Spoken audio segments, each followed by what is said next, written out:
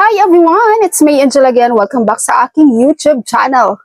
Sa ating mga SSS pensioners dyan, nasaan ang ATM nyo ngayon guys? Nasa inyo ba yan o nakasangla? Umuutang ka ba kapalit ng iyong SSS loan na natatanggap mo buwan-buwan?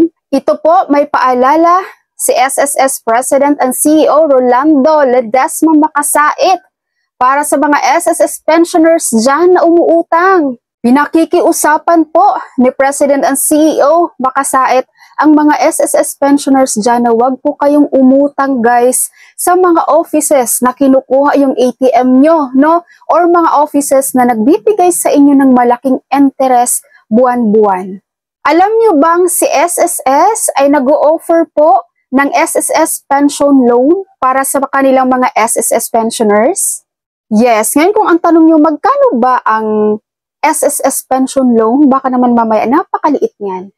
As per President and CEO Rolando Ledesma Makasait, ang SSS ay nag-o-offer po ng up to 200,000 pesos SSS pension loan.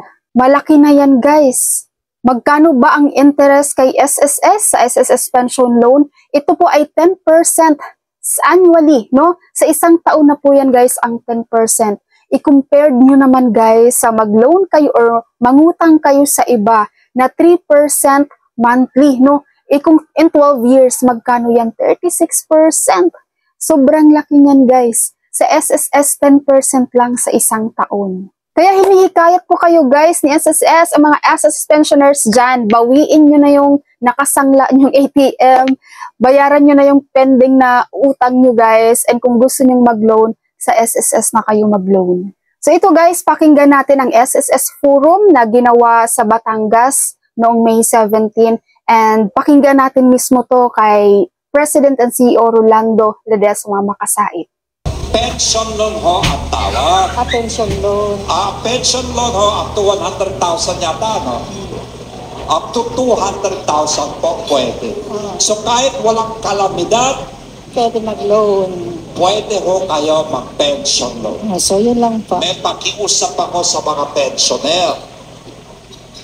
Wag na wag kayo umutang doon sa mga opisina na kinukuha yung ATM nyo.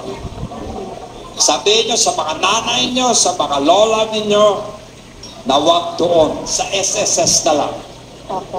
Kasi po ang interest doon ay 3% isang buwan. So lalabas doon 3%. Pero ho, yung 3% monthly yun. Sa isang taon, 36% yun. Hindi nyo halata. Plus may processing fee. Sa SSS ho, 10% sa isang taon.